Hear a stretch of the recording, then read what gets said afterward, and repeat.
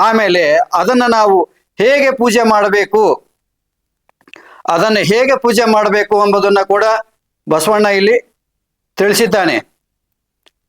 ಇಲ್ಲಿ ಹೇಳ್ತಾ ನೋಡಿ, ಗಾಂಧಾರಿ ಮಾಂಧಾರಿ ಎಂಬ ಅಹೋರಾತ್ರಿಯಲ್ಲಿ ಊರ ಕೋಳಿ ಕೂಗದ ಮುನ್ನ, ಕಾಡ ನವಿಲು ಒದರದ ಮುನ್ನ, ಗೋವು ಕೊಲ್ಲುವ ಪಾಪಿಯ ಧ್ವನಿಯು ಕೇಳದ ಮುನ್ನ, ದುಂಬಿ ಮುಟ್ಟಿ ಪುಷ್ಪ ನಿರ್ಮಲ್ಯವಾಗದ ಮುನ್ನ ಶುದ್ಧಂತಕರಣನಾಗಿ ಲಿಂಗ ಪೂಜೆಯ ಮಾಡಬೇಕು.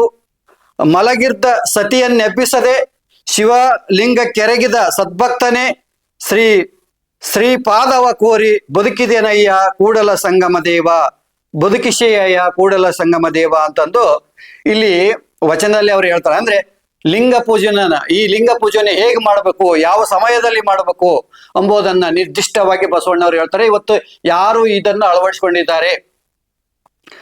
ಗಾಂಧಾರಿ ಮಾಂಧಾರಿ ಎಂಬ ಅಹೋರಾತ್ರಿಯಲ್ಲಿ ಊರ ಕೋಳಿ ಕೂಗದ ಮುನ್ನ, ಕಾಡು ನವಿಲು ಒದರದ ಮುನ್ನ, ಗೋವು ಕೊಲ್ಲುವ ಪಾಪಿಯ ಧ್ವನಿಯು ಕೇಳದ ಮುನ್ನ, ದುಂಬಿ ಮುಟ್ಟ ಪುಷ್ಪ ನಿರ್ಮಲ್ಯವಾಗದ ಮುನ್ನ ಶುದ್ಧಂತಕರಣನಾಗಿ ಲಿಂಗ ಪೂಜೆ ಮಾಡಬೇಕು. ಮಲಗಿರ್ದ ಸತಿಯನ್ನೆಬ್ಬಿಸದ ಶಿವಲಿಂಗಕ್ಕಿರುವ ಸದ್ಭಕ್ತನೇ ಶ್ರೀ ಪಾದವ ಕೋರಿ ಬದುಕಿದನಯ್ಯ ಕೂಡಲಂಗ ಸೇವಾ ಅಂತಂದು ಹೇಳ್ತಾ